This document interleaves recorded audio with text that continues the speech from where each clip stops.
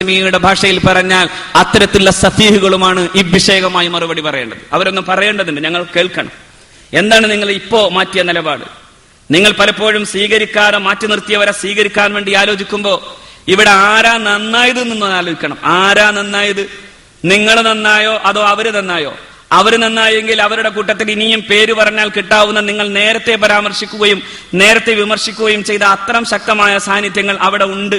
അത് ഞങ്ങൾക്ക് കൈകാര്യം ചെയ്യേണ്ട രൂപം ഞങ്ങൾക്കറിയാം. അതേസമയം നിങ്ങൾ നേരത്തെ പറഞ്ഞിടത്തുനിന്ന് എത്ര മാറിയിരിക്കുന്നു എന്ന് നിങ്ങളൊന്ന് മനസ്സിലാക്കിയാൽ. ചുരുങ്ങിയത് ഈ ഉസ്താദിന്റെ പിന്നാലെ നടക്കുന്ന കൊച്ചുമക്കളുണ്ടല്ലോ, എപ്പോഴും ഉസ്താദിന്റെ പിന്നാലെ നടന്നിട്ട് തക്ബീർ വിളിക്കുന്നവർ, അവരിക്കാര്യം മനസ്സിലാക്കണം. അതുകൊണ്ട് എപ്പോഴും AP നടത്തിയിട്ടുള്ള ഇതുവരെയുള്ള പരിപാടികൾ ഇത് മാറ്റി മാറ്റി പറയില്ല. രാഷ്ട്രീയമാണെങ്കിലാകാം, രാഷ്ട്രീയത്തിൽ ഇന്നലെ കണ്ടവൻ ശത്രുതുവായിരിക്കാം, പക്ഷേ പിറ്റേന്ന് അത് മാറ്റാം. ഇത് നിലപാടതല്ലോ, ഇത് ആത്മീയതയുടെയും മതവീക്ഷണത്തിന്റെയും നിലപാടാണ്. ഒരിക്കൽ പറഞ്ഞത് മാറ്റി പറയാൻ പാടില്ലാത്തതാണ്. രാഷ്ട്രീയത്തിനാവാം, രാഷ്ട്രീയത്തിന് ഇന്നലെ മഹാശത്രുവാണെന്ന് പറഞ്ഞവനെ ഇന്ന് കൂട്ടാം. അങ്ങനെയാണ് നിങ്ങളുടെ നിലപാടെങ്കിൽ അത് രാഷ്ട്രീയ പ്രസ്ഥാനമാക്കിയാൽ മതി. നേരത്തെ ആഗ്രഹിക്കുകയും മോഹിക്കുകയും പ്രമേയം പാസാക്കാൻ വേണ്ടി സമസ്തയെ നിർബന്ധിക്കുകയും ചെയ്ത പോലെ ഒരു രാഷ്ട്രീയ പാർട്ടിയായി അങ്ങ് വേഗം പ്രഖ്യാപിക്കുക എന്ന ഈ തൊല്ല ഇവിടെ അവസാനിച്ചു കിട്ടും. അതോടെ പല രാഷ്ട്രീയ പ്രസ്ഥാനങ്ങളായി മാറിയ മതരംഗത്ത് വന്ന് പിന്നെ രാഷ്ട്രീയ പ്രസ്ഥാനങ്ങളായതുപോലെ തന്നെ ഇതും അങ്ങ് അവസാനിച്ചു പൊക്കോളും. ഞങ്ങൾക്ക് വേറെ പണി കാര്യമായി കുറഞ്ഞു കിട്ടും. അതുകൊണ്ട് ആ പണി വേഗം ചെയ്താൽ മതി. അല്ലെങ്കിൽ ഈ നിലപാടിനെ കുറിച്ച് നിങ്ങൾ പറയേണ്ടതുണ്ട്. എന്തുകൊണ്ടാണ് ഇപ്പോ നിങ്ങൾക്ക് അവർ നന്നായത്? അതുകൊണ്ട് അവരോടും നിങ്ങളോടും പറയാനുള്ളത്, സൂക്ഷിച്ച് കൈകാര്യം ചെയ്യേണ്ടതാണ് ഈ വിഷയം. സൂക്ഷിച്ച് കൈകാര്യം ചെയ്തിട്ടില്ലെങ്കിൽ സമസ്ത കേരള ജംഇയ്യത്തുൽ ഉലമ കണ്ണു തുറന്ന് നോക്കുന്നുണ്ട്. അവർ കൃത്യമായി കാര്യങ്ങളെ വിലയിരുത്തുന്നുണ്ട്. അതിശക്തമായ അമർശങ്ങൾ നിലനിൽക്കുന്നുണ്ട് എന്ന ബോധ്യം നമുക്കുണ്ടാവുന്നത് നല്ലതാണ്. അള്ളാഹു റബ്ബുൽ ഇസ്സത്ത് കാര്യങ്ങളെ ബോധ്യപ്പെടാൻ എല്ലാവർക്കും അള്ളാഹു തൗഫീഖ് ചെയ്യുമാറാകട്ടെ. ഏതായാലും ഈ മുടി വിഷയ സംബന്ധമായി ഇനിയും കാര്യങ്ങൾ വിശദീകരിക്കപ്പെടേണ്ടതുണ്ട്. തീർച്ചയായും ഇത് സംബന്ധമായി കേരളത്തിൽ ഇനി കടുത്ത പ്രചരണ പരിപാടികളുമായി സമസ്ത കേരള സുന്നി വിദ്യാർത്ഥി ഫെഡറേഷൻ മുന്നോട്ട് പോവുകയാണ്. 50 കേന്ദ്രങ്ങളിൽ, സംസ്ഥാനത്ത് 50 കേന്ദ്രങ്ങളിൽ ഇൻഷാ അല്ലാഹ് AP അബൂബക്കർ മുസ്ലിയാർ കൊണ്ടുവന്ന ഈ വ്യാജമുടി എന്താണെന്ന് തുറന്നു കാട്ടാൻ വളരെ കൃത്യമായി 50 കേന്ദ്രങ്ങളിൽ സമ്മേളനവും റാലിയും നടക്കും. ആ റാലിക്ക് ശേഷം കോഴിക്കോട്ട് വെച്ച് ഇൻഷാ അല്ലാഹ് ഒരു സമാപന റാലി ഉണ്ടാകും. അതിന്റെ ഡേറ്റ് വന്ധ്യരായ ഉസ്താദ് സൂചിപ്പിക്കും ഇൻഷാ അല്ലാഹ്. അത് അങ്ങനെയുള്ള കാര്യങ്ങളോടൊപ്പം തന്നെ ഡോക്യുമെന്ററി പ്രചരണങ്ങൾ ശാഖാതലങ്ങളിൽ പ്രിയപ്പെട്ട പ്രവർത്തകരെ ഏറ്റെടുക്കേണ്ടതാണ്. ഇത് സംബന്ധമായി നേരത്തെ പറഞ്ഞതും പിന്നെ ശേഷം പറഞ്ഞതും പിന്നീട് മാറ്റി മാറ്റി ഓരോ തവണ പറഞ്ഞ് അവസാനം സനതെന്തിനാ എന്ന് ചോദിക്കുന്നിടത്തോളം വരെ എത്തിയതിന്റെ കൃത്യമായ ഡോക്യുമെന്ററി തയ്യാറായി വരുന്നുണ്ട്. ഓരോ ശാഖകളിലും ഇത് പ്രചരിപ്പിക്കുകയും അത് പ്രദർശനം ചെയ്യുകയും ചെയ്ത് ഈ വിഷയത്തിൽ ആർക്കെങ്കിലും സംശയമുണ്ടെങ്കിൽ നമ്മുടെ പൊതുസമൂഹത്തെ ബോധ്യപ്പെടുത്താൻ കിട്ടിയൊരു നല്ല അവസരം. ഇയാൾ ആരാണ് എന്ന് വ്യക്തമാക്കാൻ. അതുകൊണ്ട് ഇത്തരം കാര്യങ്ങളൊക്കെ ചെയ്യാൻ സമസ്ത കേരള സുന്നി വിദ്യാർത്ഥി ഫെഡറേഷന്റെ കർമ്മോത്സുകരായ പ്രവർത്തകർ ഇത് ഏറ്റെടുക്കണം. അതോടൊപ്പം തന്നെ നമ്മുടെ ക്ലസ്റ്റർ സമ്മേളനങ്ങൾ നടക്കാൻ, ആ ക്ലസ്റ്റർ സമ്മേളനങ്ങളിലും മറ്റു കാര്യങ്ങളിലും ശക്തമായി മുന്നോട്ടു പോകാൻ തയ്യാറാകണം എന്ന് അപേക്ഷിക്കുകയും അഭ്യർത്ഥിക്കുകയും ചെയ്ത് റബ്ബ് സുബ്ഹാനഹു വ തആല ഈ പരിശുദ്ധ സംഘടനയെ അതിന്റെ ഇസ്സത്തോടുകൂടെ അള്ളാഹു നിലനിർത്തുമാറാകട്ടെ എന്ന് പ്രാർത്ഥിക്കുകയും ചെയ്ത് ഞാൻ അവസാനിപ്പിക്കുകയാണ്. നമ്മുടെ ഉസ്താദുമാർ ഏതാനും നിമിഷങ്ങൾക്കകം ഇവിടെ എത്തുന്നതാണ്. അതിനു മുമ്പ് ബഹുമാന്യനായ പിണങ്ങോട് അബൂബക്കർ സാഹിബ് നിങ്ങൾ അഭിസംബോധന ചെയ്യും. ഈ വാക്കുകളൊക്കെ കേൾക്കുന്ന, ഈ സമ്മേളനം വിജയിക്കാൻ വേണ്ടി പ്രാർത്ഥിക്കുകയും ചെയ്യുന്ന ഗൾഫിലെ പ്രവാസി സഹോദരന്മാർ, പ്രത്യേകിച്ച് ബൈലക്സ് മെസ്സഞ്ചറിലൂടെ ഇതൊക്കെ കേൾക്കൊണ്ടിരിക്കുന്ന എന്റെ പ്രിയപ്പെട്ട സഹോദരന്മാർ, അർഹമുറാഹിമീനായ തമ്പുരാൻ അവരുടെ എല്ലാവിധത്തിലുള്ള പ്രവാസ ജീവിതത്തിന്റെ എല്ലാ തലങ്ങളിലും അല്ലാഹു ഐശ്വര്യം നൽകുമാറാകട്ടെ. അവരെപ്പോഴും നമ്മുടെ കൂടെയുണ്ട്. ഓരോ ലോകത്തിന്റെ അഷ്ടദിക്കുകളിലിരുന്ന് മലയാളികളായ SKSFനെയും സമസ്തയെയും സ്നേഹിക്കുന്ന, സത്യമറിയണമെന്ന് ആഗ്രഹിക്കുന്ന നമ്മുടെ സഹോദരന്മാർ ഈ വിഷയം കൃത്യമായി വീക്ഷിക്കുകയും കാണുകയും ചെയ്യുന്നുണ്ട്. അവർ നിരന്തരം വിളിച്ചുകൊണ്ട് പ്രാർത്ഥിക്കണം എന്നാവശ്യപ്പെടുകയും ചെയ്യുന്നുണ്ട്. അള്ളാഹു അവരുടെ എല്ലാവിധ പ്രവാസ ജീവിതത്തിൽ മുഴുവൻ ഐശ്വര്യങ്ങളും അള്ളാഹു നൽകുമാറാകട്ടെ. ഒപ്പം നമുക്കും അള്ളാഹു നൽകുമാറാകട്ടെ. വആഖിറു ദഅ്വാനാ അൽഹംദുലില്ലാഹി റബ്ബിൽ ആലമീൻ. അസ്സലാമു അലൈക്കും വറഹ്മത്തുള്ളാഹി വബറകാതുഹു. അസ്സലാമു അലൈക്കും. ബിസ്മില്ലാഹി വൽഹംദുലില്ലാഹി വസ്സലാത്തു വസ്സലാമു അലാ അശ്റഫിൽ റസൂലില്ലാഹ്. ബഹുമാന്യരായ ഉലമാക്കളെ, സാദാത്തുക്കളെ, സഹോദരങ്ങളെ, അള്ളാഹു നമ്മുടെ ഈ സംഗമം നമ്മിൽ നിന്ന് സ്വാലിഹായ ഒരു ഇബാദത്തായി സ്വീകരിക്കുമാറാകട്ടെ. നമ്മുടെയും നമ്മുടെ മാതാപിതാക്കളുടെയും നമ്മുടെ ഭാര്യ സന്താനങ്ങളുടെയും ബഹുമാന്യ ഗുരുജനങ്ങളുടെയും ദോഷങ്ങൾ അള്ളാഹു പുറത്തു തരികയും ചെയ്യുമാറാകട്ടെ. നമ്മുടെ സംസ്ഥാനത്തിലെ ഒരു ആത്മീയ കുറ്റവാളിയെ സംബന്ധിച്ചുള്ള ചർച്ചകളാണ് ഇവിടെ നടന്നുകൊണ്ടിരിക്കുന്നത്. നമ്മളൊക്കെ അറിയുന്നത് പോലെ ഹിമാലയ സാനുക്കളിൽ ധാരാളം വ്യാജ സ്വാമിമാർ നമ്മുടെ പത്രമാധ്യമങ്ങളിലൊക്കെ വരാറുണ്ട്. അവർ മഠങ്ങളും അതുപോലെ ആശ്രമങ്ങളൊക്കെ സ്ഥാപിച്ച് മതം വിറ്റ് സാമ്പത്തിക സൗകര്യങ്ങളും അതോടൊപ്പം മദ്യപാനം, വ്യഭിചാരം തുടങ്ങി എന്തൊക്കെ അധാർമികതകളുണ്ടോ അതൊക്കെ മതത്തിന്റെ പേരിൽ നടത്തിക്കൊണ്ടിരിക്കുന്നത് നമ്മൾ സാധാരണ പത്രമാധ്യമങ്ങൾ കാണാറുണ്ട്.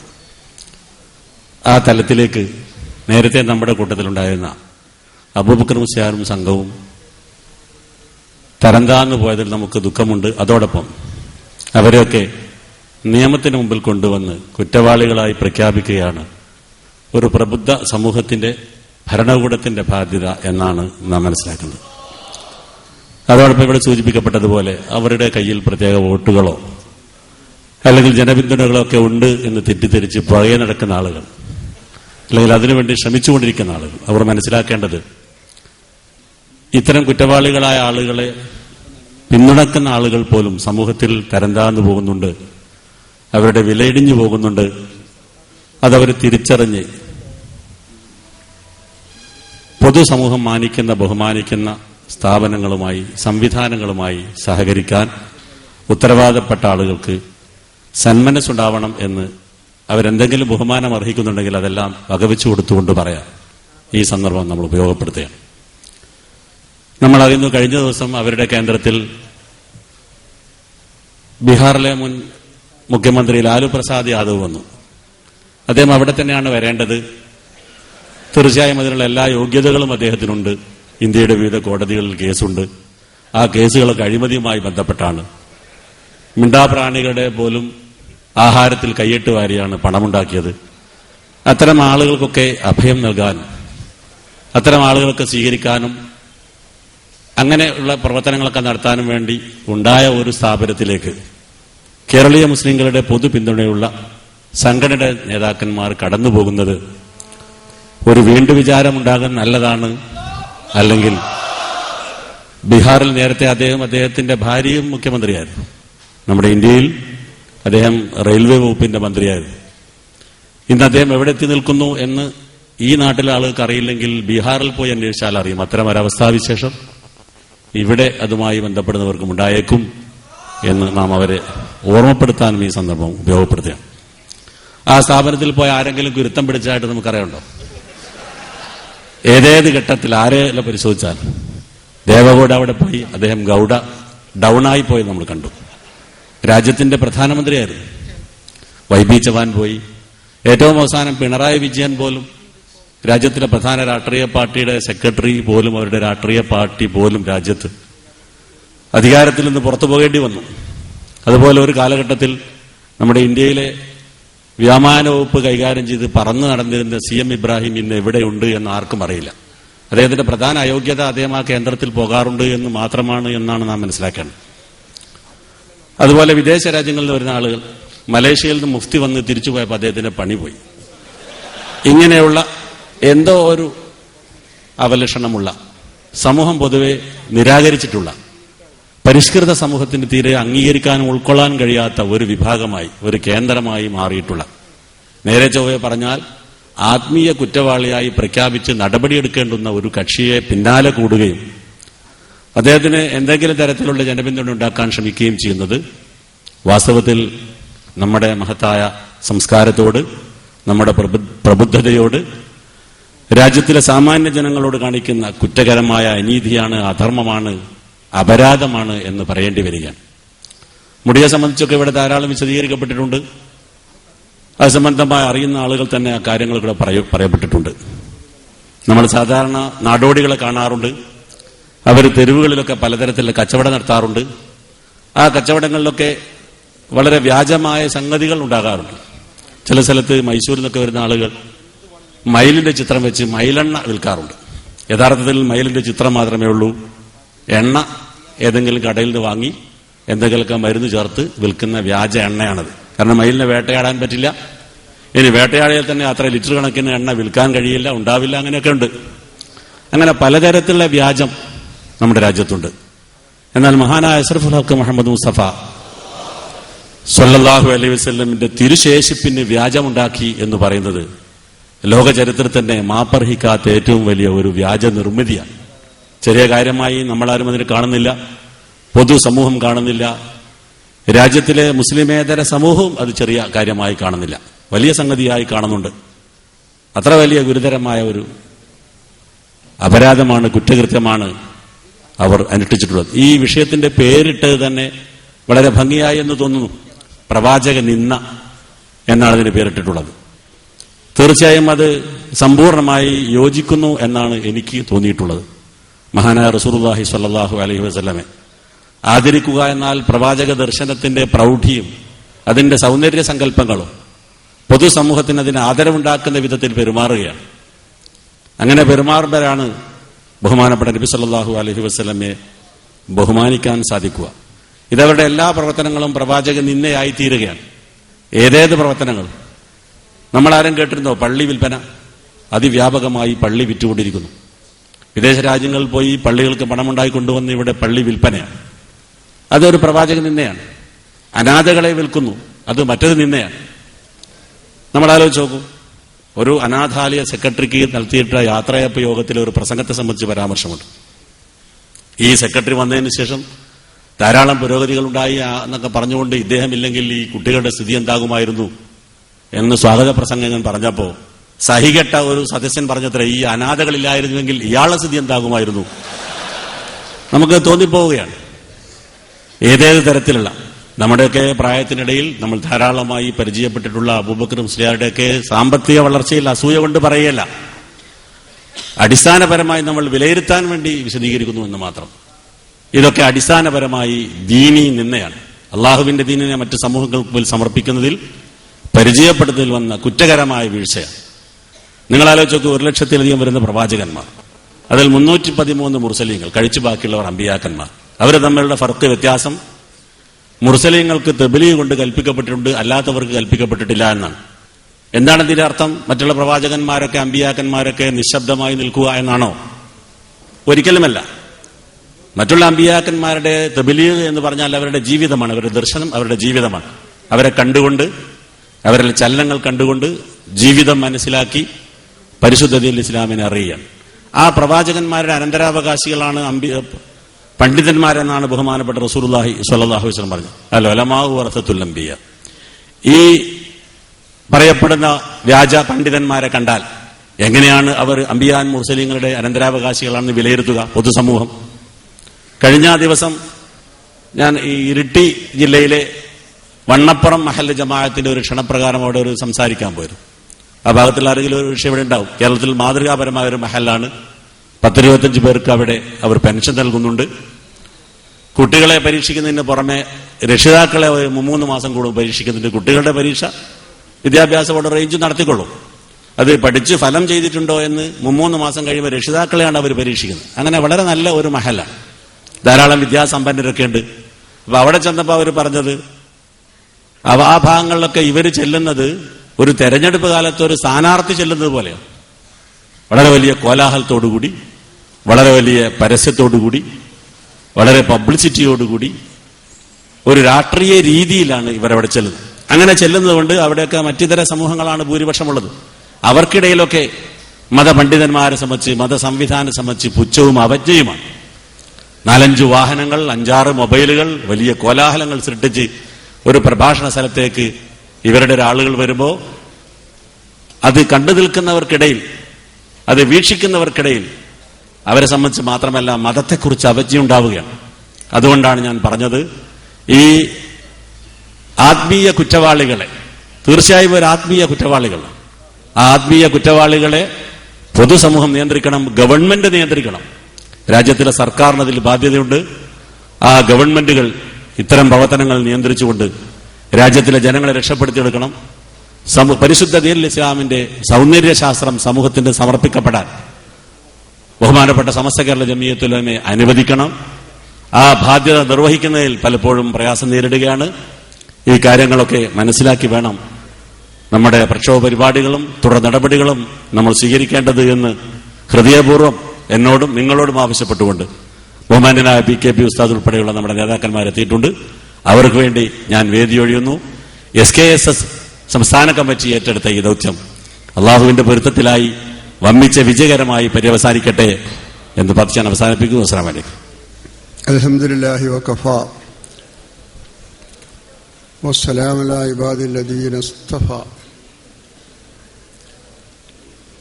ബഹുമാനപ്പെട്ട പണ്ഡിതന്മാരെ,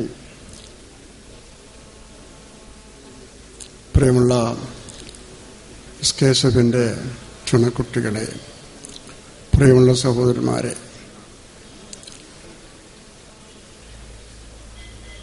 സമസ്ത കേരള ജമിയത്തുൽ ഉലമ എന്ന് പറയുന്ന ഈ മഹിത സംഘടന ലോകത്ത് ഇതുപോലൊരു സംഘടന ഇല്ലെന്ന് പറഞ്ഞാൽ തെറ്റല്ല. ആ സംഘടനയുടെ പ്രത്യേകത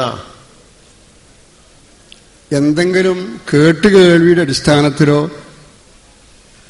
അതല്ല വേറെ വിദ്വേഷമോ അസൂയയോ കൊണ്ടോ ഒരു തീരുമാനമെടുത്ത ചരിത്രം അതിലില്ല. ആലുവ ശൈഖ് തന്നെ സംബന്ധിച്ച് സമസ്തക്ക് തീരുമാനമെടുക്കുവാൻ വേണ്ടി 6 വർഷമാണ് വേണ്ടി വന്നത്. അത്ര വലിയ, ഞാൻ തന്നെ പലപ്പോഴും ആക്ഷേപിക്കാറുണ്ട് ഇത്രമാത്രം സമയമെടുത്തതിൽ. അതേപോലെ സമസ്ത കേരള ജമിയത്തുൽ ഉലമയുടെ മുമ്പിൽ ഇന്ന് നിങ്ങളുടെ മുമ്പിലുള്ള ഈ പ്രശ്നം കുറെ മുമ്പേ വന്നിരുന്നു. പക്ഷെ ഞാൻ ആദ്യം പറഞ്ഞ മാതിരി എന്തെങ്കിലും പ്രശ്നം ഒരിടത്തുണ്ടായാൽ അവിടെ പോയി അത് അന്വേഷിച്ച് പ്രശ്നമുണ്ടാക്കുന്ന സ്വഭാവം സമസ്തക്കില്ല. മെമ്പർമാർക്കെല്ലാം അറിയാം ഇവിടെ നടന്നുകൊണ്ടിരിക്കുന്ന പ്രശ്നങ്ങൾ. കേവലം ഒരു യാഥാർത്ഥ്യമായി തെളിയിക്കപ്പെടാൻ സാധിക്കാത്തൊരു കേസം കൊണ്ട് നാട് പ്രശ്നമായപ്പോൾ ഒരു ചോദ്യം വന്നു സമസ്തക്ക്. ആ ചോദ്യത്തിന്റെ വെളിച്ചത്തിലാണ് ഞങ്ങളതിൽ കൈയിടാൻ കാരണം. അല്ലെങ്കിൽ ആ പ്രശ്നം ഞങ്ങൾ കൈയാളുകയില്ല. അതാണ് സമസ്തയുടെ തീരുമാനം, അതാണ് സമസ്തയുടെ ധൈര്യം. എന്തെങ്കിലും എവിടെയെങ്കിലും പ്രശ്നമുണ്ടായാൽ അവിടെ ചെന്ന് പ്രശ്നമുണ്ടാക്കുന്നൊരു സ്വഭാവം ഞങ്ങൾക്കില്ല. പ്രശ്നം പരിഹരിക്കുന്ന സ്വഭാവം മാത്രമേ ഞങ്ങളെ സംബന്ധിച്ചുള്ളൂ. അങ്ങനെ ഞങ്ങൾ ആ തീരുമാനത്തിൽ ജനങ്ങൾ വിട്ടു നിൽക്കണമെന്ന് തീരുമാനമെടുത്തു. അതേ അപ്പോൾ തീരുമാനമെടുക്കാൻ നിർവാഹമുള്ളൂ. പിന്നെ അതിനെക്കുറിച്ച് ചെറുപ്പക്കാരായ നമ്മുടെ പണ്ഡിതന്മാരും ഒക്കെ ചെറുവണം നടത്തി അതിനെപ്പറ്റിയുള്ള ഒരു തീരുമാനത്തിലേക്കാണ് ഇപ്പോൾ എത്താൻ പോകുന്നത്. അതുകൊണ്ട് പ്രിയമുള്ള സഹോദരന്മാരെ, നാം എന്ത് തീരുമാനമെടുക്കുന്നുവോ അതൊക്കെ യാഥാർത്ഥ്യമായി അതിന്റെ ബന്ധമുണ്ടാവണം. കേവലം ഒരു പ്രഹസനമായി മാറരുത് എന്ന് മാത്രം പറഞ്ഞുകൊണ്ട് ബഹുമാനപ്പെട്ട നമ്മുടെ നേതാക്കൾക്ക് ഞാൻ സ്ഥലം വിട്ടുകൊടുക്കുന്നു. നിങ്ങളൊക്കെ എനിക്ക് വേണ്ടി ദുആ ചെയ്യണം. അസ്സലാമു അലൈക്കും. അസ്സലാമു അലൈക്കും. ബഹുമാനപ്പെട്ട സമസ്ത കേരള ജമിയത്തുൽ ഉലമയുടെ കേന്ദ്ര മുശാവറ പണ്ഡിതന്മാരെ, മറ്റു പണ്ഡിതന്മാരെ, പ്രിയപ്പെട്ട സുഹൃത്തുക്കളെ, സഹോദരന്മാരെ, ഇന്ന് രാവിലെ ആരംഭിച്ച നബി സല്ലല്ലാഹു അലൈഹി വസല്ലമ തങ്ങളെ സ്നേഹിക്കുന്ന മര്യാദയെ സംബന്ധിച്ചും നിന്നിത്താലുണ്ടാകുന്ന കുറ്റത്തെ സംബന്ധിച്ചുമുള്ള വിശദീകരണ സെമിനാറുകൾക്ക് ശേഷം SKSSFും മറ്റ് സുന്നി സമസ്ത ജമിയത്തുകളുടെ കീഴ്ഘടകങ്ങളായ മറ്റു സംഘടനകളും സഹകരിച്ചുകൊണ്ട് നടത്തുന്ന പ്രതിഷേധ സമ്മേളനങ്ങൾ, അതുമായി ബന്ധപ്പെട്ടുകൊണ്ടുള്ള വിശദീകരണ കാര്യങ്ങളൊക്കെ ഇവിടെ നിർവഹിക്കാൻ വേണ്ടി പോവുകയാണ്. ഈ മഹത്തായ സമ്മേളനത്തിൽ അധ്യക്ഷത വഹിക്കുന്നത് സമസ്ത കേരള ജമിയത്തുൽ ഉലമയുടെ ഉപാധ്യക്ഷൻ ബഹുമാനപ്പെട്ട ഷെയ്ഖുന MT അബ്ദുള്ള മുസ്ലിയാർ അവറുകളാണ്. ബഹുമാനപ്പെട്ടവരെ ഞാൻ സ്വാഗതം ചെയ്യുന്നു. സമ്മേളനത്തിന്റെ ഉദ്ഘാടന കർമ്മം നിർവഹിക്കുന്നത് സമസ്തയുടെ സമാദരണീയനായ ജനറൽ സെക്രട്ടറി സൈനുൽ ഉലമ ചെറുശ്ശേരി സൈനുദ്ദീൻ മുസ്ലിയാർ ഉസ്താദ് അവറുകളാണ്. ബഹുമാനപ്പെട്ടവരെ ഞാൻ ഈ വേദിയിലേക്ക് സ്വാഗതം ചെയ്യുന്നു. പ്രതിഷേധ പരിപാടികളെ സംബന്ധിച്ചുകൊണ്ട് പ്രഖ്യാപനം നടത്തുന്നത് സമസ്ത കേരള ജമിയത്തുൽ ഉലമയുടെ സെക്രട്ടറി ബഹുമാനപ്പെട്ട കോട്ടുമല TM ബാപ്പു മുസ്ലിയാർ ഉസ്താദ് അവറുകളാണ്. ഞാൻ ബഹുമാനപ്പെട്ടവരെയും സ്വാഗതം ചെയ്യുന്നു. ഇവിടെ ഈ സമ്മേളനത്തെ അഭിസംബോധന ചെയ്തുകൊണ്ട് സംസാരിക്കുന്നത് സമസ്ത കേരള ജമിയത്തുൽ ഉലമയുടെ സെക്രട്ടറി സുന്നി യുവജന സംഘത്തിന്റെ സംസ്ഥാന ജനറൽ സെക്രട്ടറിയുമായ ഷെയ്ഖുന പ്രൊഫസർ K ആലിക്കുട്ടി മുസ്ലിയാർ ഉസ്താദ് അവറുകളാണ്. ഞാൻ ബഹുമാനപ്പെട്ടവരെയും സ്വാഗതം ചെയ്യുന്നു. സമസ്ത കേരള ജമിയത്തുൽ ഇസ്ലാം ആൻഡ് വിദ്യാഭ്യാസ ബോർഡിന്റെ ജനറൽ സെക്രട്ടറി കേന്ദ്ര മുഷാവറ അംഗം ബഹുമാനപ്പെട്ട PKP അബ്ദുസ്സലാം മുസ്ലിയാർ, സുന്നി യുവജന സംഘത്തിന്റെ സംസ്ഥാന സെക്രട്ടറി മുഷാവറ അംഗവുമായ പ്രിയപ്പെട്ട PP മുഹമ്മദ് ഫൈസി, മുഷാവറയുടെ കേന്ദ്ര അംഗവും ബഹുമാന്യ പണ്ഡിതനുമായ MM മുഹീദ്ദീൻ മുസ്ലിയാർ, CSK തങ്ങൾ, ബഹുമാനപ്പെട്ട സുലൈമാൻ ഫൈസി, പാലത്തായ് മൊയ്തു ഹാജി, ബഹുമാന്യനായ RV കുട്ടി ഹസൻ ഡാരിമി, ബഹുമാനപ്പെട്ട അബ്ദുള്ള മൗലവി, അഭിവന്ദനായ തർലായി, പ്രിയപ്പെട്ട സമസ്ത കേരള ജമിയത്തുൽ ഉലമയുടെ മുഷാവറ മെമ്പറും കണ്ണൂർ ജില്ലാ സെക്രട്ടറിയുമായ പ്രിയപ്പെട്ട ഉമർ മുസ്ലിയാർ, മഹാനായ സംസ്ഥയുടെ കോഴിക്കോട് ജില്ലാ ജനറൽ സെക്രട്ടറിയും മുഷാവറ അംഗവുമായ ഷെയ്ഖുന ചേലക്കാട് ഉസ്താദ് തുടങ്ങിയ എല്ലാവരെയും, SK അംസാജി, CH മുഹമ്മദ് സൈദി തുടങ്ങിയ എല്ലാവരെയും, മറ്റെല്ലാ പണ്ഡിതന്മാരും, സ്റ്റേജിൽ ഇടനിരത്തുള്ള എല്ലാ പണ്ഡിതന്മാരെയും സ്വാഗതം ചെയ്യുന്നു. നമുക്ക് ഈ മഹത്തായ സംവിധാനം ഒരുക്കാൻ വേണ്ടി അക്ഷീണം പരിശ്രമിച്ച ഒരുപാട് പ്രവർത്തകന്മാരുണ്ട്. നമ്മോട് സഹകരിച്ച ഒരുപാട് പ്രവർത്തകരുണ്ട്. അന്നത്തെ ഭക്ഷണത്തിന്റെയും മറ്റു കാര്യങ്ങളൊക്കെ സാമ്പത്തികമായി സഹായിച്ച സ്വദേശത്തും വിദേശത്തുമുള്ള എല്ലാവർക്കും അല്ലാഹു സുബ്ഹാനഹു വ തആല മുസ്തഫ നബിയുടെ ബർക്കത്ത് കൊണ്ട് അവരുടെ എല്ലാ ജോലിയിലും എല്ലാ പ്രവർത്തനത്തിലും ബർക്കത്ത് പ്രദാനം ചെയ്യുമാറാവട്ടെ. അതുപോലെ തന്നെ നമ്മുടെ സ്ഥാപനം കാരന്തൂരിൽ സ്ഥിതി ചെയ്യുന്ന ചിസ്തിയ എന്ന അനുഗ്രഹീതമായ സ്ഥാപനവുമായി ബന്ധപ്പെട്ട് ആ പ്രദേശത്തെ ചില ശല്യങ്ങളും ബുദ്ധിമുട്ടുകളൊക്കെ ഉണ്ട്.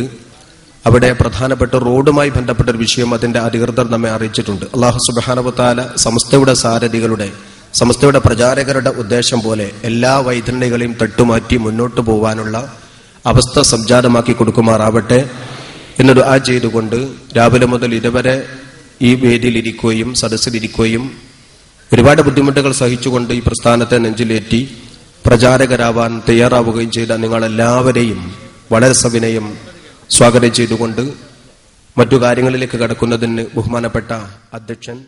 അസ്സലാമു അലൈക്കും വറഹ്മത്തുള്ളാഹി വബറകാതുഹു.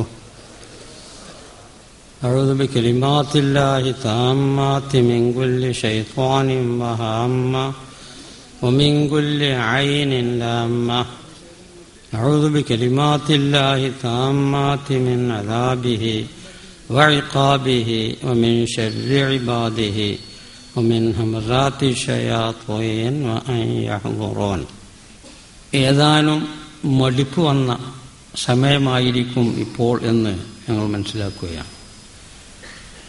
അതുകൊണ്ട് ഒരു ചെറിയ തോതിൽ ഉദ്ഘാടന പ്രസംഗം നടത്തുവാനാണ് ഞാൻ ആഗ്രഹിക്കുന്നത്. 10-20 കൊല്ലത്തിൽ പരമായി പല ജാതി പൊള്ളുകളും നുണകളും പറഞ്ഞുകൊണ്ട് അവരിവിടെ പ്രവർത്തിച്ചുകൊണ്ടിരിക്കുകയാണ്. ഇത് തുടങ്ങിയത് തന്നെ ബഹുമാനപ്പെട്ട ശംസുൽ ഉലമ തങ്ങളവരുടെയും ബഹുമാനപ്പെട്ട റയീസുൽ മുഹഖ്ഖിഖീൻ സമസ്തയുടെ ദീർഘകാല പ്രസിഡന്റും സ്ഥാപക നേതാക്കന്മാരിൽ പങ്കെടുത്ത ആളുമായ കണ്ണീത്ത് ഉസ്താദ് തങ്ങളവരുടെയൊക്കെ കാലഘട്ടത്തിൽ തന്നെയാണ് ഈ സംഭവങ്ങളൊക്കെ നടന്നത്. അന്ന് മുതൽക്ക് തന്നെ അവർ പൊള്ളു പറയാൻ തുടത്തിയിട്ടുണ്ട്. ഏതോ ഒരു മേനോൻ പറഞ്ഞുണ്ടാക്കിയ ഒരു സമസ്ത രൂപീകരിച്ച് അന്ന് മുതൽക്ക് തന്നെ സെക്രട്ടറി ഞാനാണ്, ശംസുലുലമ അല്ല,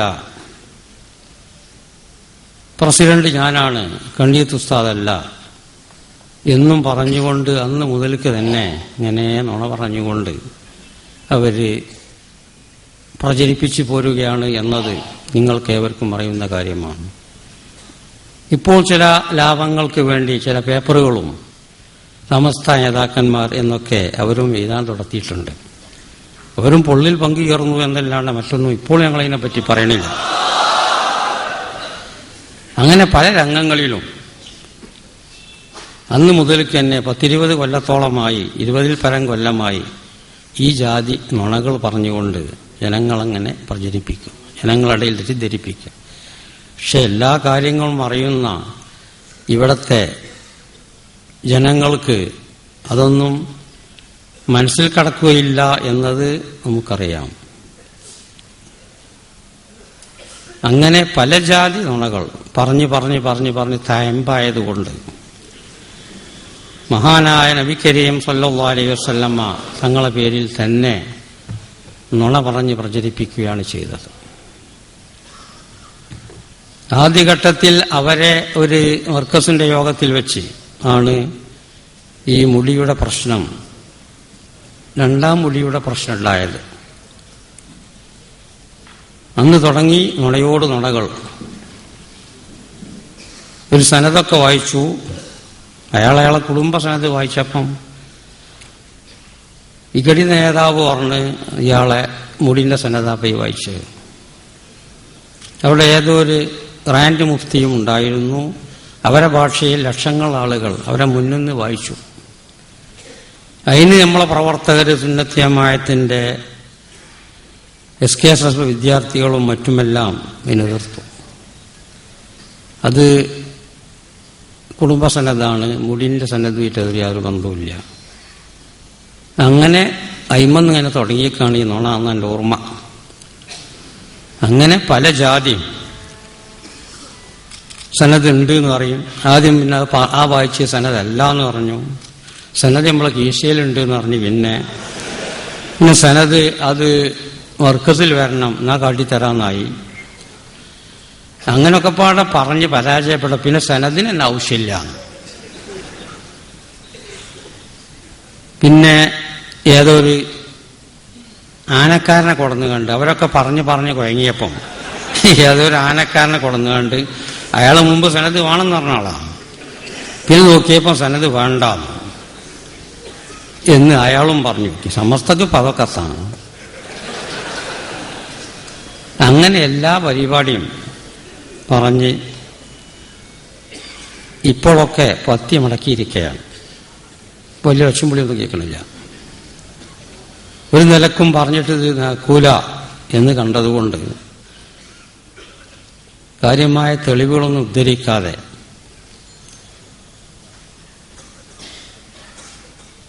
തിരുകേശം എന്ന് പറഞ്ഞാൽ പിന്നെ ഇതിന് തെളിവൊന്നും ആവശ്യമില്ല. തിരുന്ന് കൂട്ടി കൊടുത്താൽ മതി. എന്നാ തിരുകേശം എന്ന് പറഞ്ഞാൽ അത് തിരുകേശത്തിന് എതിർക്കുകയും സമസ്തങ്ങാനും ഇതിനെ എതിർത്തിട്ടില്ലെങ്കിൽ ഉള്ള ബാർബർ ഷാപ്പിലൊക്കെ സകല മുടിയും തപ്പിപ്പോവും. ഇതാ തിരു എന്ന് പറഞ്ഞാൽ മതിയല്ലോ. അല്ലെങ്കിൽ ഷെയറെ മുബാറക്ക്, ഷെയറും മുബാറക്ക് എന്ന് പറഞ്ഞിട്ട് ഷെയറെ എന്ന് പറയണം. എന്നാ പിന്നെ അതിന് സനത് വേണ്ട. അങ്ങനെ വരെ എത്തി കാര്യം. എന്താ തൽക്കന്നേ 10-22 കൊല്ലം ഒന്നായിട്ട് ഇങ്ങനെ നുണ പറഞ്ഞാൽ പിന്നെ അത് തന്നെ ഏലാവും. അങ്ങനെ തൊള്ളേന്ന് വിട്ടാൽ നുണ മാത്രമേ പറയുള്ളൂ എന്ന അവസ്ഥയിലേക്ക് അപ്പം ഇത് വന്നത്. ഇങ്ങനൊക്കെ പാടത്ത് പ്രവർത്തിച്ച് വരുമ്പം പിന്നെ പറയലോടത്തി സമസ്ത മുഷാവറയോ നേതാക്കളൊന്നും പറയണില്ല. ഇത് ഈ കുട്ടികൾ പറഞ്ഞതാണ്. കുട്ടികൾ പറഞ്ഞാൽ തന്നെ മറുപടി പറയാൻ കഴിയൂല്ല എന്നാണ് ഞങ്ങൾ നോക്കിയത്. പിന്നെ സമസ്ത കേരള ജനങ്ങളിടയിൽ തെറ്റിദ്ധരിക്കണ്ട എന്നുള്ള നിലക്ക് ഇവര് പറഞ്ഞാലല്ല. പിന്നെ പുണ്യ നബീനെ പറ്റി പറയുന്ന വിഷയമല്ലോ എന്നിട്ട് ഭയന്നിട്ട് ആ മുടി ശരിയായ മുടിയാണെന്ന് സ്ഥിരീകരിക്കാത്ത കാലത്തോളം ആരും അതിൽ വഞ്ചിതരാവരുത് എന്ന് സമസ്ത മുഷാവറ തീരുമാനിച്ചു. കാരണം ഇതിന്റെ സ്വഭാവങ്ങൾ അക്കാലത്തെല്ലാം വ്യക്തമായിട്ടില്ലല്ലോ. പുണ്യനെ പിന്നെ മുടിയെന്ന് പറഞ്ഞാൽ അവിടുന്ന് കൊണ്ടുവന്ന് ഇവിടുന്ന് പറഞ്ഞ് ഹസറജി എന്നൊക്കെ പറഞ്ഞാൽ ഞാൻ നിൽക്കല്ലേ.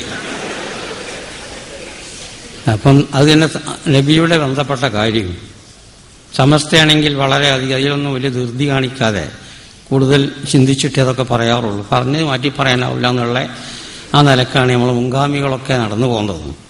അപ്പോൾ ഞങ്ങൾ വളരെ കരുതലോടുകൂടെ അത് ശരിയായ മുടിയാണ് തെളിയിക്കാത്ത കാലത്തോളം ആരും അതിൽ വഞ്ചിതരാവരുത്. അപ്പൊ പിന്നെ ഒരു ആനക്കാരൻ പറഞ്ഞത് സമസ്തന്റെ ആ തീരുമാനത്തിനെ ചോദ്യം ചെയ്തുകൊണ്ട്, അപ്പൊ ശരിയായ മുടിയാൻ തെളിഞ്ഞാൽ പിന്നെ വഞ്ചിതരാകാൻ പറ്റൂലേ? എന്ത് ഈ ആദി കള്ളനക്കാരൻ പിന്നെ അവിടെ വഞ്ചിതരാവേണ്ട ആവശ്യമില്ലല്ലോ. ശരിയായ മുടിയാൻ തെളിഞ്ഞു കഴിഞ്ഞാൽ പിന്നെ വഞ്ചിതരാവേണ്ട ആവശ്യമില്ലല്ലോ. ഞങ്ങൾ ചോദിച്ചത് ഇപ്പം അതാണ്. അങ്ങനെ ശരിയായ മുടിയാൻ തെളിഞ്ഞാൽ പിന്നെ വഞ്ചിതരാകല്ലേ? അതുകൊണ്ട് ഈ ആദി കണ്ണനങ്ങൾ അതിനൊക്കെ നടന്നത് ഒരു തലയും പോലും ഇല്ലാത്ത വർത്താനം. എന്താ പിന്നെ ഇങ്ങനെ ഇപ്പോയത്? കാര്യമായ കാരണമുണ്ട്. മഹാനായ കണ്ണിയത്ത് ഉസ്താദ് തങ്ങളവറുകൾ മുജാബുദ്ദഅവ മഹാനവറുകൾ ലക്ഷക്കണക്കിൽ ആളുകളെ മുന്നിൽ വെച്ച് പല സ്ഥലങ്ങളിൽ വെച്ചും സമസ്തയെ എതിർക്കുന്ന, സമസ്തക്കെതിരിൽ പ്രവർത്തിക്കുന്ന, സമസ്തന്റെ പേരിൽ കേസ് കൊടുത്തവരെ അല്ലാഹു തആല മുഖം കെടുക്കട്ടെ എന്ന് മഹാനവറുകൾ പ്രാർത്ഥിച്ചു. ഒക്കെ നിങ്ങളൊക്കെ കേട്ടതല്ലേ. പിന്നെ മുഴുവൻ നമ്മളത് പ്രാവർത്തികമാക്കാത്തതുകൊണ്ടാണ് പിന്നെയും വിഷമം. നിങ്ങളാരും അവരെ സഹായിക്കരുത്. എനിക്ക് അത്തും പുത്തും എന്ന് പറഞ്ഞവർക്കാണ് അത്തും പുത്തും. ഇതൊക്കെ മൂപ്പര് പറഞ്ഞ വാചകമാണ്. ഇപ്പൊ അവര് ഈ മുടിന്റെ വിഷയത്തിൽ സംസാരിച്ചത് ആകെ തുക അത്തും പുത്തും തൊള്ളേ തോണി അങ്ങനെ പറയും. തൊള്ളേ തോണി ഒരു അല്പൊരു വിവരമുള്ളവനെങ്കിൽ ഇത് പറയൂ.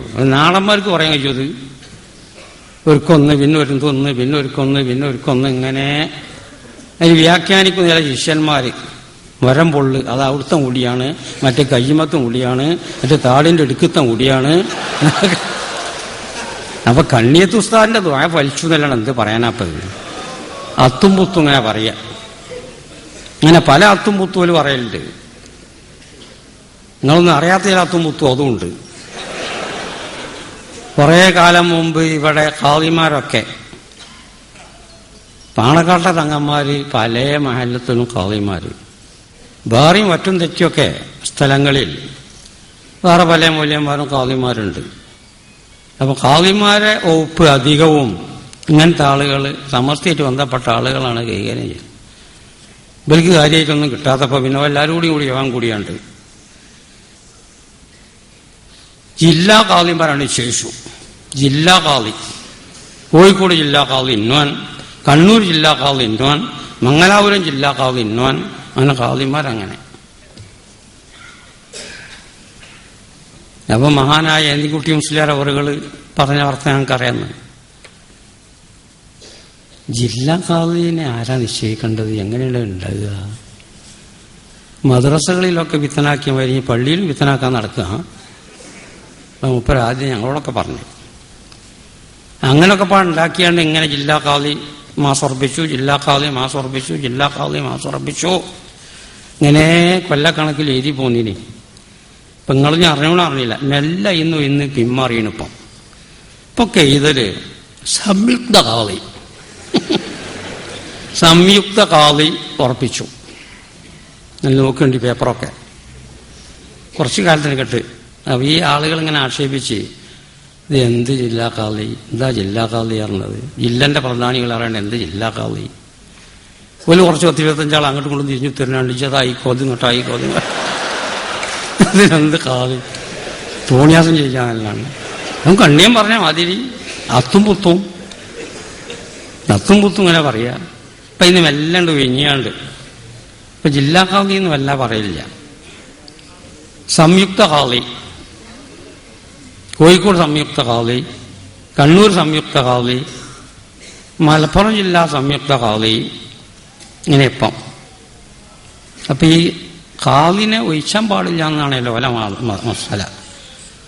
ഖാദിയായി കഴിഞ്ഞാൽ പിന്നെ വിശ്വാൻ പാടില്ല. അവൻ മരിച്ചു പിരിയല്ല, അവനെ കൊല്ലുക, അല്ലാതെ ആരും ഉമർത്തില്ല, അല്ലാതെ ഒഴിച്ചാൻ പറ്റില്ല. ഖാദി ഒഴിവാക്കാൻ പാടില്ല. അപ്പൊ ഈ ജില്ലാ ഖാദിനെ പാര ഒഴിവാക്കി, എന്നിട്ടത്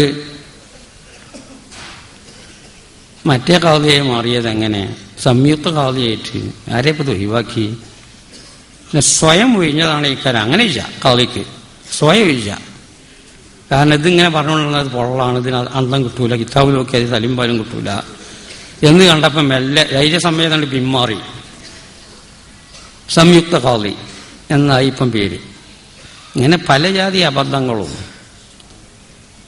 അവരിലുണ്ട്. മുമ്പ് ഒരു പ്രശ്നമുണ്ടായി, തലാഖിന്റെ പ്രശ്നം.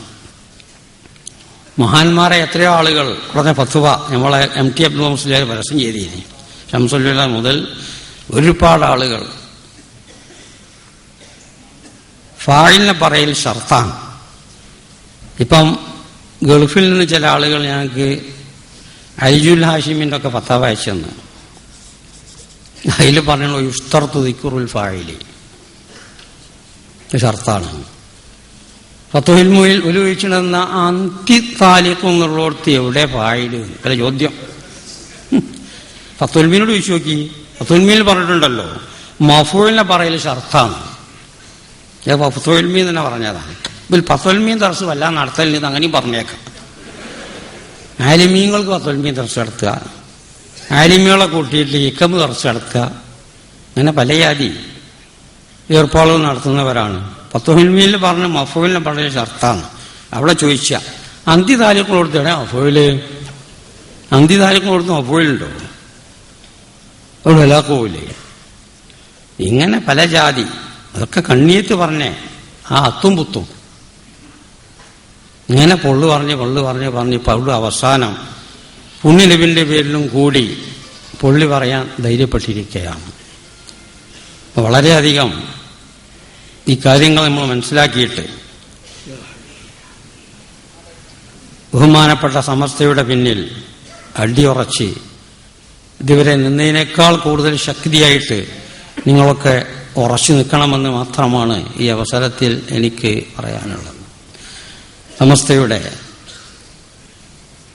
85-ാം വാർഷികം നിശ്ചയിച്ച വിവരം നിങ്ങൾ അറിയും. പക്ഷേ അതൊക്കെ ഡിസംബറിലാണ് എന്നാണ് നിങ്ങൾ മനസ്സിലാക്കിയിട്ടുണ്ടാകുക. അങ്ങനെയാണ് പറഞ്ഞതും.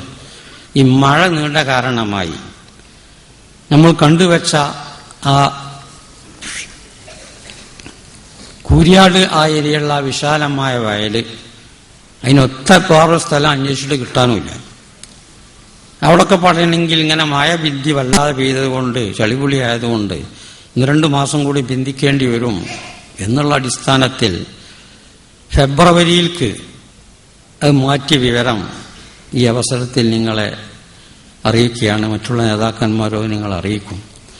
അതിനുവേണ്ടിയൊക്കെ വളരെയധികം പ്രവർത്തിച്ചുകൊണ്ട് സമസ്തയുടെ മുൻകഴിഞ്ഞ യോഗങ്ങളൊക്കെ നിങ്ങളെപ്പോലത്തെ നിങ്ങളെ മുൻഗാമികൾ ഒക്കെ പ്രവർത്തിച്ചിട്ട് വമ്പിച്ച വിജയത്തിൽ സുന്നത്ത് ജമാഅത്തിന് ശക്തിയാവുന്ന രീതിയിൽ അതൊക്കെ നടന്നിട്ടുണ്ട്. ഏത് യോഗവും അതിൻ്റെ പിന്നിൽ പ്രവർത്തിക്കണം, എങ്കിൽ മാത്രമേ അത് വിജയിക്കുള്ളൂ. ഏത് നാട്ടിലാവട്ടെ, ഏത് രാജ്യത്താവട്ടെ, അതൊക്കെ ഒരു കൊല്ലത്തേക്കാൾ പിന്നെ അത് ശക്തിയായി പിന്നെയും വിജയിക്കണമെങ്കിൽ പിന്നെയും പ്രവർത്തനം ഇരട്ടിച്ച് പ്രവർത്തിക്കണം. അങ്ങനെ എല്ലാ യോഗവും വിജയിക്കുള്ളൂ. ഞാൻ സാധാരണ പറഞ്ഞ മാതിരി ഒരു യോഗം ഒഴികെ അതല്ലാതെ പ്രവർത്തിക്കൊന്നും വേണ്ട. ഖലീലുള്ളാഹി ഇബ്രാഹിം നബി അലൈഹിസ്സലാം ക്ഷണിച്ച വഅദ്ദിൻ ഫിൽ ഹജ്ജി വഅദ്ദിൻ ബിന്നാസി ബിൽ ഹജ്ജി യഅ്തൂക റിജാലാ. കഅബ ഷരീഫിന്റെ പുനർനിർമ്മാണം കഴിഞ്ഞതിന് ശേഷം എല്ലാവരും ഹജ്ജിന് വേണ്ടി ക്ഷണിക്കാൻ കൽപ്പിച്ചപ്പോൾ മഹാനവറുകൾ ക്ഷണിച്ച ക്ഷണം ലോക മുസൽമാന്റെ വാർഷിക മഹാസമ്മേളനമായ അറഫാ സമ്മേളനം, അതിനാരും പ്രവർത്തിക്കണ്ട. അത് ക്ഷണിച്ചാൾ ഖലീലുള്ളാഹി ഇബ്രാഹിം നബി അലൈഹിസ്സലാമാണ്. അതിന്റെ പരിപാടികളൊക്കെ തയ്യാറാക്കിയത് അഷ്റഫുൽ ഖൽഖ് സല്ലല്ലാഹു അലൈഹി വസല്ലം തങ്ങളാണ്. അതുകൊണ്ട് ഇനി പ്രവർത്തനമൊന്നും വേണ്ട. ലോകത്തുള്ള ജനങ്ങൾ മുഴുവൻ എന്നാണത്, പ്ലെയിനുകൾ, വാഹനങ്ങൾ എല്ലാം എന്നാണെന്ന് ചോദിച്ചു കാത്തു നിൽക്കുകയാണ്. അതല്ലാത്ത എല്ലാ യോഗം വിജയിക്കണമെങ്കിൽ നല്ലോണം പണിയെടുക്കണം. നമ്മളെ 85 ഒരു ചരിത്ര സംഭവമാക്കാൻ നിങ്ങളൊക്കെ കഠിനാധ്വാനം ചെയ്ത് സമസ്തയുടെ ആ പരിപാടി വളരെ വിജയിപ്പിക്കാൻ വേണ്ടി നിങ്ങളെല്ലാം അധ്വാനിക്കണമെന്ന് മാത്രം പറഞ്ഞുകൊണ്ട് ബിസ്മില്ലാഹിർ റഹ്മാനിർ റഹീം എന്ന വാക്യം ഉച്ചരിച്ചുകൊണ്ട് ഈ മഹത്തായ യോഗം ഞാൻ ഉദ്ഘാടനം ചെയ്തതായിട്ട് പ്രഖ്യാപിക്കുന്നു. നമ്മളെ ഈ കൂടലും ഈ പ്രവർത്തനം റബ്ബുൽ ഇസ്സത്ത് വലിയൊരു ഇബാദത്താക്കി തീർക്കട്ടെ. പുണ്യനബിന്റെ മേലിൽ ഒരു കാലത്തും പൊള്ളു പറയാൻ സമസ്ത അംഗീകരിക്കുകയില്ല, സമസ്ത അംഗീകരിക്കുകയില്ല. ആ ബോധ്യം വെച്ച് ആരും നടന്നിട്ടും കാര്യമില്ല, വഷളാകുക എന്നല്ലാതെ. ഇത് വെറും ഇഖ്ലാസിന്റെ അടിസ്ഥാനത്തിൽ ആണ് നമ്മളതിനെ എതിർത്തത്. അല്ലാഹു തആല അത് കൂടുതൽ ഫലവത്താക്കി.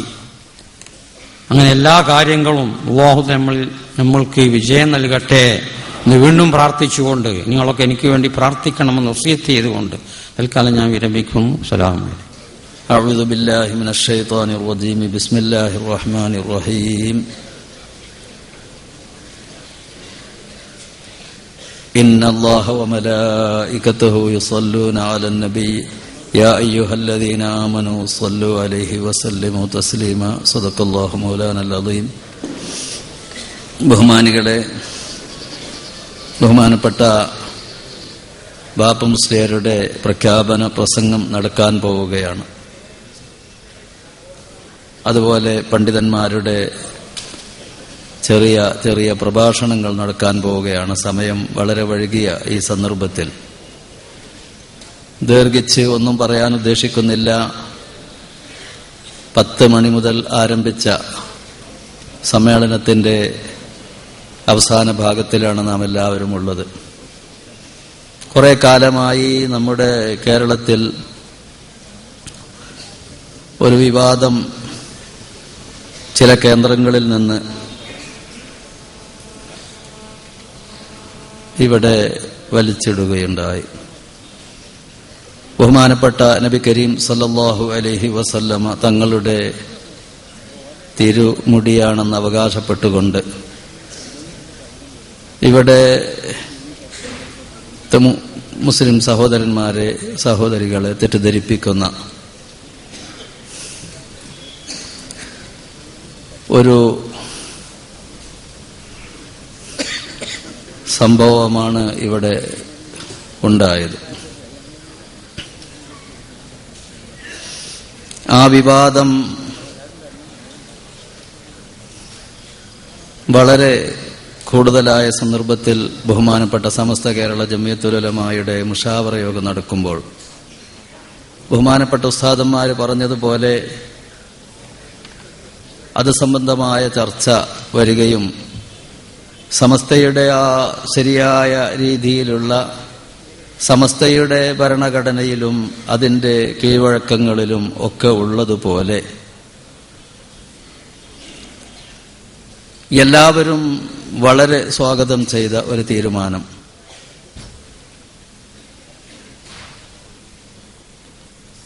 കാരന്തൂർ മർക്കസ് കേന്ദ്രീകരിച്ചുകൊണ്ട്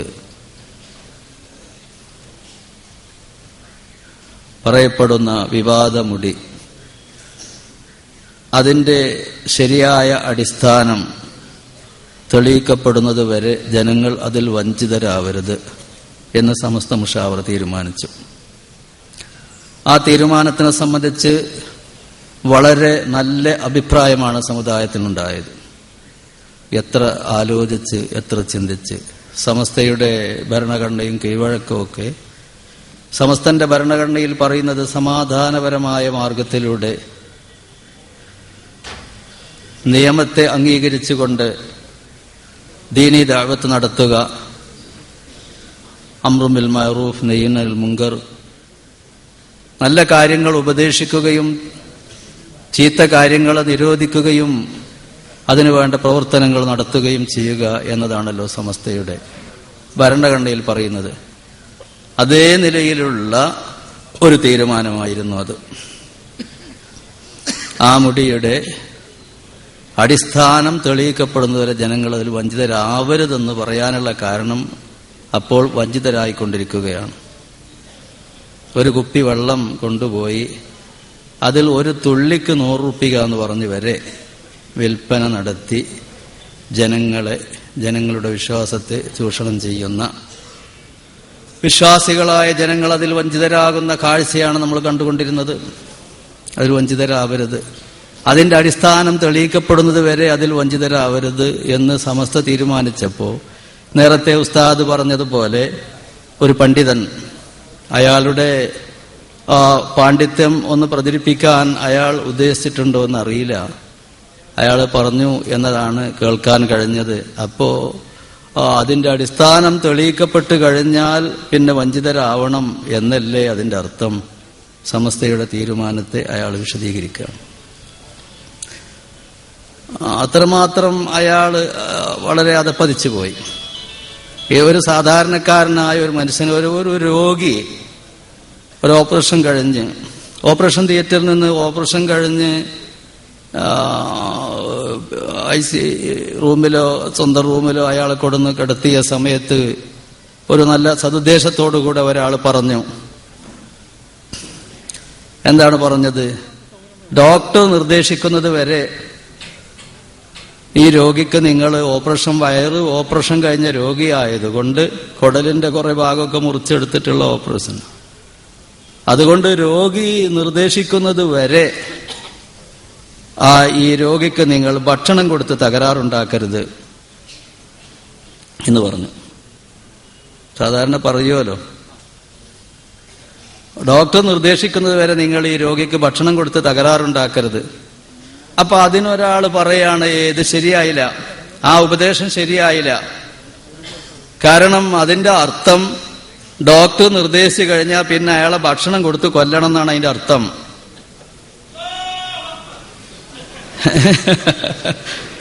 എന്താണ് ഈ ജാതിസം? അല്ല, ഇതൊരു മനുഷ്യൻ പറഞ്ഞതാണുള്ളത്. ഒരു പണ്ഡിതൻ എന്ന് പറഞ്ഞ് അയാൾ ഒരു വലിയ മുഹക്കിക്കായ ഒരു പണ്ഡിതനാണെന്ന് പറഞ്ഞ് അയാളുടെ പല തെഹക്കീക്കുകളൂടെ വിറ്റഴിച്ചുകൊണ്ടിരിക്കുന്നുണ്ട്, ചെലവാക്കിക്കൊണ്ടിരിക്കുന്നുണ്ട്.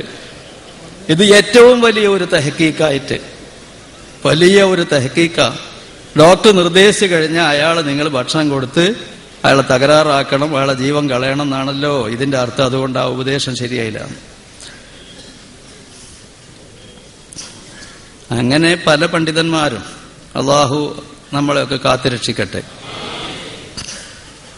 ഇന്നിപ്പോ അള്ളാഹുവിന്റെ അനുഗ്രഹം കൊണ്ട് ബഹുമാനപ്പെട്ട സമസ്ത കേരള ജംഇയ്യത്തുൽ ഉലമായുടെ കീഴ്ഘടകമായ Samastha Kerala Sunni students federation SKSS ആ വിഷയം വളരെ ഗൗരവത്തോടുകൂടെ എടുക്കുകയും അതിന്റെ എതിരിൽ വളരെയധികം അതിന്റെ എതിരിലുള്ള പ്രചാര പ്രവർത്തനങ്ങൾ നടത്തുകയും ചെയ്തതിന്റെ പേരിൽ അവർ സ്തംഭിച്ചുപോയി, അവരടങ്ങിപ്പോയി.